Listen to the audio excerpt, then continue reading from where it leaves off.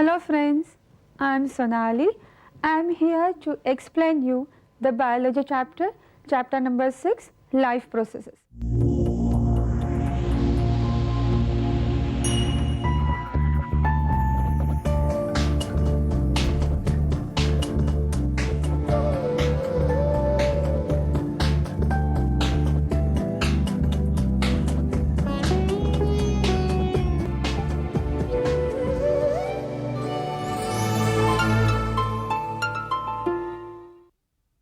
So you have any idea about these life processes? I would like to give you the different points from this chapter so you get the idea what we have to study in this chapter. So this chapter is mainly divided into two parts, plants and the animals. So starting from the life processes like transportation, excretion, respiration and nutrition related to plants and the animals. This is in short what we have to study. How we decide that things are living and the things are non-living. You know, there are some basic characteristics, and on the basis of these characteristics we decide the things are living and the things are non-living. Living organisms can move from one place to other place without any external help. This is called movement.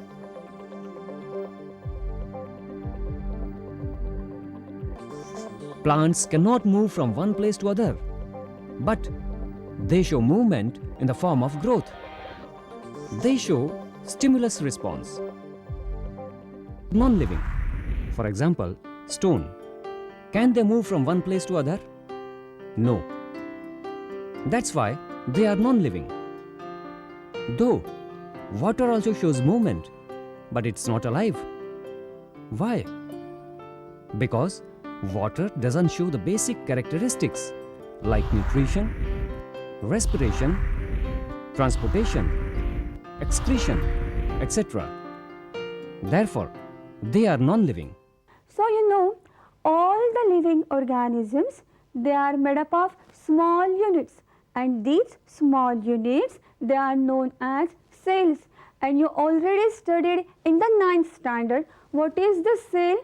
Cell is the structural and the functional unit of life, and these cells, they are also made up of smaller units, and these smaller units, they are known as molecules. So these molecules, they also shows the movement, but their molecular movement is invisible through naked eye. Though these invisible molecular movements, they are not visible, then also they are required for the existence of the life. And you know, very interesting, that is the viruses. When they enter inside the body, they become active, and outside the body, they become inactive. They create controversy. Either they are living or non-living. Means viruses do not show the movement. But you know, along with the movement, there are some other characteristics. Along with movement, living organisms show other basic characteristics like respiration, nutrition, growth, control and coordination, excretion, and reproduction. The basic functions performed by the living organisms to maintain their life on the Earth's surface are called life processes.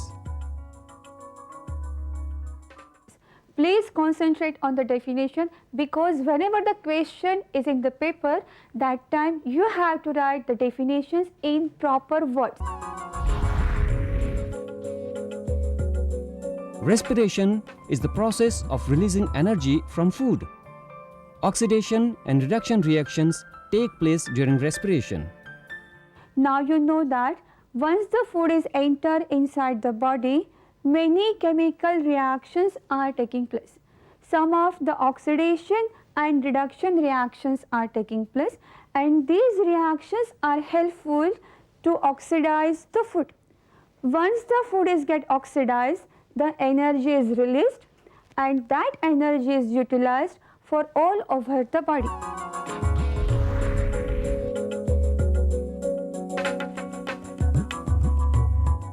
So why food is required? Food is required for the production of the energy, and this energy is utilized to carry out different life processes.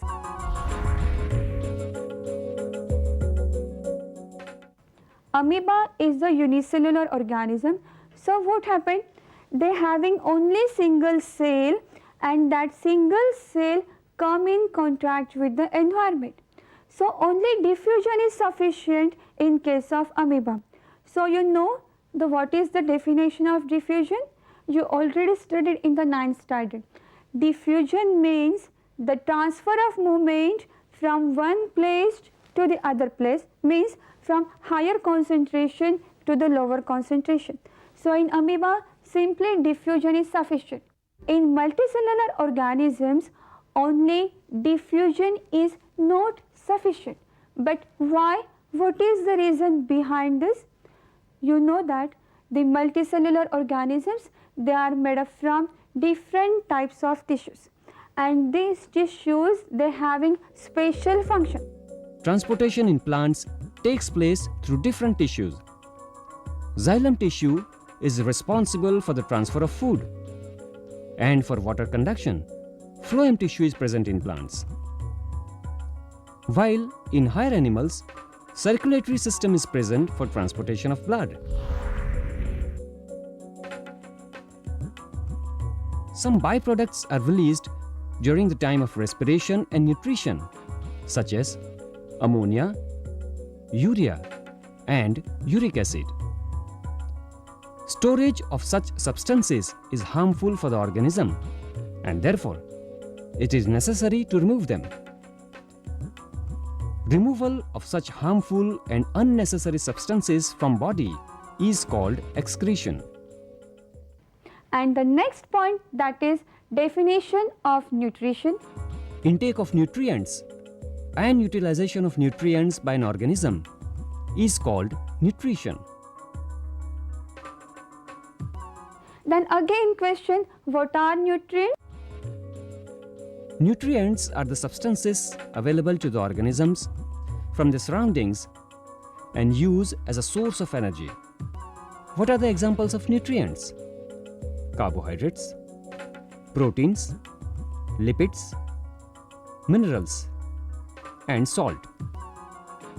Carbohydrates and the fats, they are utilized as a source of energy, while mineral, salts and the proteins, they are helpful for the biosynthesis of body constituents, and for example, that is skin and the blood.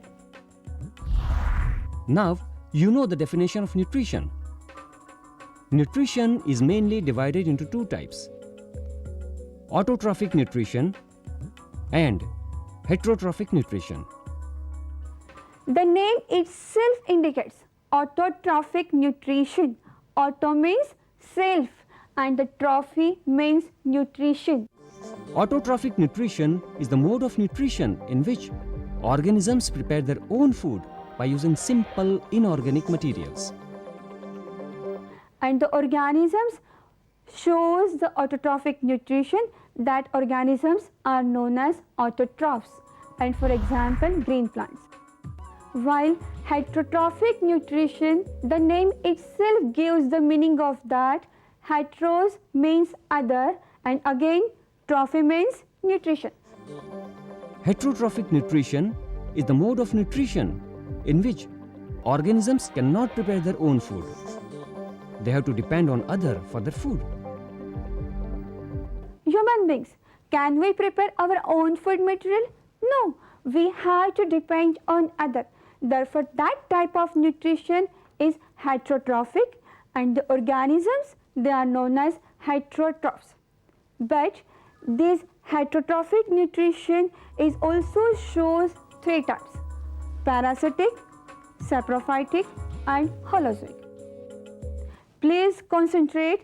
Parasitic means Parasitic nutrition is the mode of nutrition in which living organisms take their food from other living organisms. For example, Cuscuta. While saprophytic means what? Saprophytic nutrition is the mode of nutrition in which living organisms take their food from dead and decaying organic materials. For example, fungi. And Holozoic means what? Holozoic nutrition is the mode of nutrition in which organisms take food into body and then digestion and absorption of ingested food take place inside the body. And for example, human beings. Okay, once again, please don't make any confusion between parasitic and saprophytic. Parasitic means other living organism. Organisms take their food from other living one. Other organism is living, but in case of saprophytic, other organism is dead. So it is clear what is the difference in between parasitic and saprophytic. Okay. Now the next point in that we have to study the nutrition in plants. How the plants can prepare their own food material, what is that process, what are the different events are taking place, and after that we have to start from nutrition in animals. So up to this it is clear what is nutrition, nutrients and classification. Okay. Next point, that is the nutrition in plants. Green plants can prepare their own food material by the process photosynthesis. Photo means light and synthesis means to build up. In presence of light, the plant can prepare their own food material. But what is the exact definition of photosynthesis? Photosynthesis is the process by which green plants make their own food from carbon dioxide and water by using chlorophyll in the presence of sunlight. You just remember this definition, as well as now I am giving the equation how this chemical reaction takes place, how the solar energy is converted into the chemical energy. 6CO2 plus 6H2O. Above the arrow sunlight and below the arrow chlorophyll gives C6H12O6 plus 6O2. This is the equation, and this equation gives the idea of the photosynthesis, means CO2 and water taken by plant body in presence of light with the help of chlorophyll, and it gives the substance that is the glucose, and glucose is the simple sugar, means during photosynthesis CO2 taken inside and O2 given outside, and because of this photosynthesis CO2 and O2 get balanced. But again question, how these substances get available to the plant? You know, on the leaf over the lower surface there are many pores are present, and these pores are known as stomata. So through that stomata CO2 enter inside the plant, water is present in the soil, root system is there, root absorbs the water from the soil and transported to different parts of the plant body through xylem system. Chlorophyll itself present in the leaf, and from the sun we get the light. So all these four components get available to the plant, and plant can prepare the food, and that is the glucose. But this glucose is get transported to different parts of the plant for production of the energy. There are two types of sugar. Simple sugar, for example glucose, and complex sugar, for example starch. These are commonly known as carbohydrates. Glucose is transported to different plant parts and used for life processes, while starch is stored form of sugar. Now you know that once the photosynthesis takes place, the food is stored. Now you know four important components. There are four important components of photosynthesis. Without them, photosynthesis cannot take place. Sunlight, chlorophyll, carbon dioxide, and water. But how we can show that they are very important to the plant, why they are necessary to the plant? Any one of the component is absent, no photosynthesis takes place. You should know what is the position of the chlorophyll. Chlorophyll means what? It is a pigment, and that pigment is present in the plastids, and you already studied that is in the 9th standard. What are plastids? Plastids are double membrane structure which internally shows parts like thylakoid, granum, stroma, and stroma lamellae. That structure is the chloroplast. So actually where they are located, if you take the section of the leaf, means which section? Transverse section. And if you observe under the microscope, Transection of leaf shows upper epidermis and lower epidermis. Between these two layers, mesophyll tissue is present, which shows the presence of two types of tissues, palisade tissue and spongy tissue. Palisade tissue is made up of column-shaped, compactly arranged cells, while spongy cells are rounded in shape and loosely placed. Chloroplasts are present in the mesophyll tissue. and in the chloroplast a pigment is present which is known as chlorophyll. So is this clear? What is the position? Suppose question, explain the position, that time you answer like this and you should draw the diagrams. Suppose you don't draw any diagrams in biology, you lose your marks, because without diagrams no biology. Okay, is this clear? Now the next thing, that is during the photosynthesis, what is the actual things are happening? What happens actually during the time of photosynthesis?